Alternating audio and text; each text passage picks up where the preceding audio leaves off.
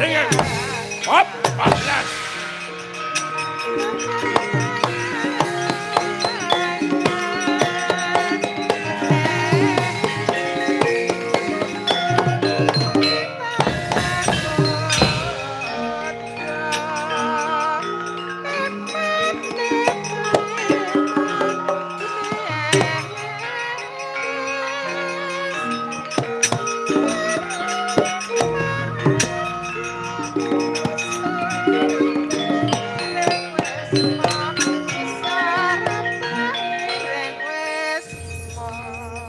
Rasamar Pak Cilik Setyaki. Inggih nggih. Belajar mabur apa? Belajar mabur pripun? Tak sawang kok kumriyang ngantaresa mulo tak tampani mau. Waduh nggih. Mboten ateges kok kula niku belajar mabur. Ing nyatanipun kula menika kontal. Sebabe kula nungka ingkang memba warna Koko Prabu Baladewa nyata Randra Sabrang. Jejuluk Prabu Wiramba Dewa. Oh, kuwi balane Durga kuwi. Nggih, nyatanipun kados ngaten tenan. Klebon Darubaksi balane Durga. Inggih nggih. Piyambakipun nalika ngajeng kasoran mengsahip dumateng Kang Paman. Lajeng ginakaken kemanden kula dipun cokot ngantos pet-petan pendelengan kula. Kula dipun getak kontak wis. Kula wektu dina iki mula Pak Cilik Setyaki tak aturi lenggah wae. Aku wis sago gawe tentreme negara Ndrawati. Pak Cilik Setyaki lenggah. Mengko tandingane kula semakang nggih.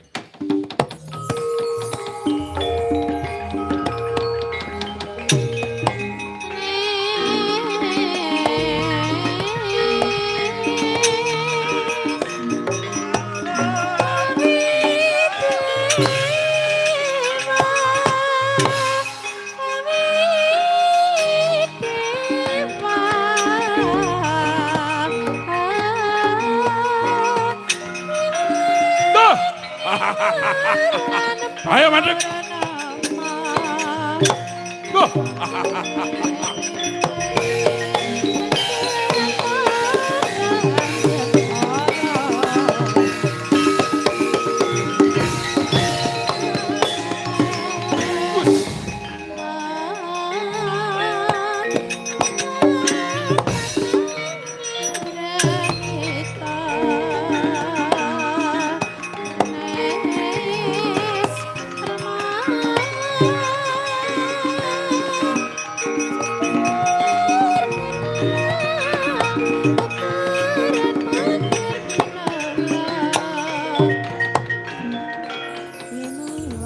Papan kang wali sandang walikat Godhek Wasimbara Jojog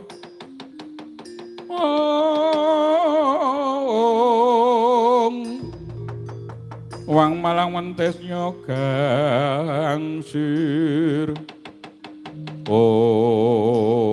wah iki sing jeneng Antasena mau sing ngerti lakuku nganti aku kadenangan nandang wirangi. Yo pancen aku Antasena. Kowe aku Prabu Ramadewa sing nyatane mau memba warna Prabu Baladewa iya ora? Yo ora bakal tak tamengi gegerak, tamengi dodo. Ayo. Nek pancen nyata wong Ndrawati wong pengpengan. Ora iso ngalahke aku kelakon negara Ndrawati tak bedah dina iki. Sik. Aja sok umuk-umukan kaya ngono kuwi. Wong umuk ki durung karuan kok ana buktine. Wong kok kan omong kuwi ora ana nyatane. Jare sapa? Iki dalang iki mau ngomong wae. Ngejak dagel kowe. Ora demerang nggawa bintang tamu nang dagel dhewe. Wis, kowe gelem semingkir saka negara Ndrawati apa ora? Nek gelem sumingkir kepenak awakmu, ning nganti ora gelem semingkir aja